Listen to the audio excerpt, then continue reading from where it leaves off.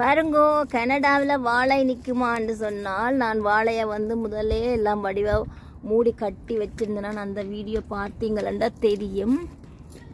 வாழை இவ்வளோ தூரத்துக்கு அழுகிட்டேன். ஆனால் இவ்வளோ தூரம் பச்சையாக இருக்குது. இனி இடையில நான் இப்போது முதலே வெட்டிட்டேன். இப்போ கொஞ்சம் வெட்டி இருக்கிறேன். இன்னும் கொஞ்சம் இன்ஜினிக்கில் வெட்டி விட்டால் புது குருத்து வாழை புதுசாக வளரும். ஆனால் விண்டருக்கு வாழை நிற்குமான்னு கேட்டால் நிற்கும். பாருங்க, இது கூட குட்டி வாழை இது கூட நிற்கிது. இவ்வளோதான் வாழைன்றது. இனி வளரைக்குள்ளேயும் காட்டுறேன்.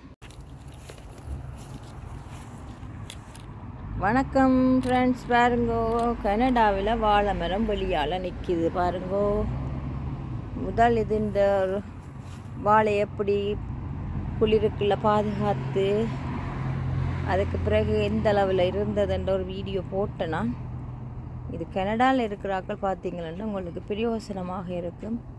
வாழை மரம் வெளியால் நிற்கும்.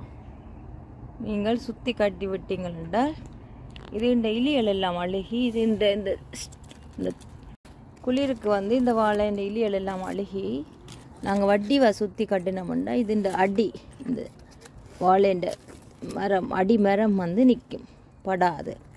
அதே பிறகு நாங்கள் வடிவாண்ணி வட்டி விட்டோம்டா பிறகு இப்படி இலையெல்லாம் வச்சு வடிவாக வளர்ந்து வரும்.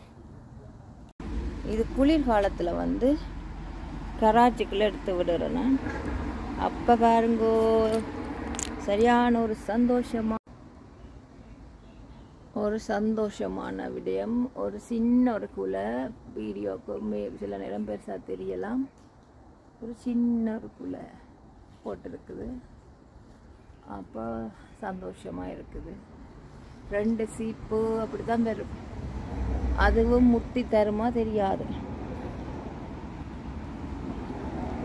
இது கராச்சிக்குள்ள எடுத்து விடுறேன் நான் இந்த வாழை. இது தான்